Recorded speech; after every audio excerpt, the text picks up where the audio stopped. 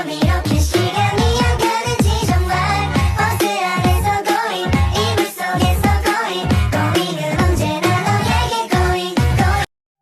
Halo, Assalamualaikum warahmatullahi wabarakatuh. Perkenalkan, saya Sarah Nur Haliza Hafna, mahasiswi STI Al-Ittihad Cianjur, Prodi Pendidikan Islam Anak Usia Dini.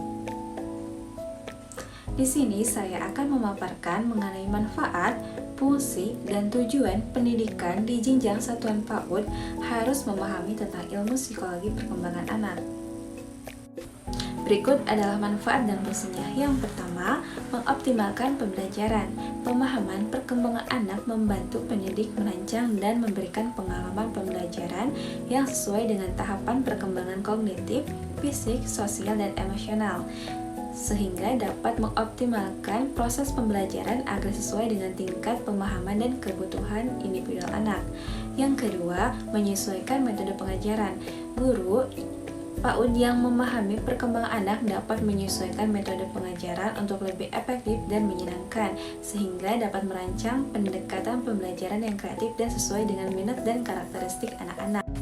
Yang ketiga, mengelola kelas dengan lebih efektif.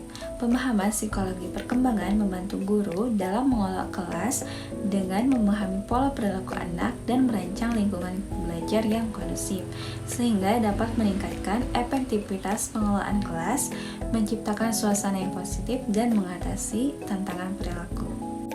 Berikutnya adalah tujuan. Yang pertama, pemahaman individu. Setiap anak memiliki perkembangan yang unik. Pemahaman psikologi perkembangan membantu pendidik mengenali perbedaan individual, termasuk kebutuhan, bakat, dan potensi masing-masing anak. Yang kedua, penyesuaian pembelajaran. Dengan memahami tahapan perkembangan anak, pendidik dapat menyesuaikan metode pengajaran, materi, dan aktivitas pengajaran sesuai dengan kemampuan dan minat anak pada setiap fase perkembangan. Dan yang ketiga, stimulasi optimal. Pendidik dapat memberikan stimulasi yang sesuai dengan tingkat perkembangan anak.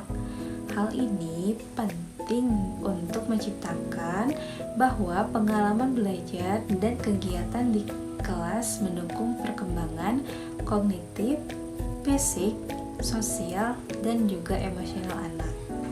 Berikut adalah landasan teori terkait pendidik satuan PAUD harus memahami ilmu psikologi pendidikan anak. Yang pertama, teori perkembangan kognitif Pearson. Teori ini menekankan pada tahapan perkembangan kognitif anak dari masa pra-operasional hingga masa operasional konkret. Pendidik dapat memahami cara anak berpikir, belajar, dan mengatasi konsep-konsep abstrak. Dan pendidik pun dapat merancang aktivitas pembelajaran yang sesuai dengan tingkat pemahaman anak pada setiap tahap perkembangannya. Yang kedua, teori psikososial Erikson.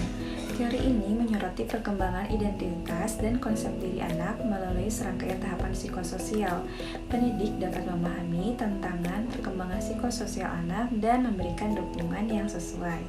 Yang ketiga, teori kecerdasan majemuk Gardner.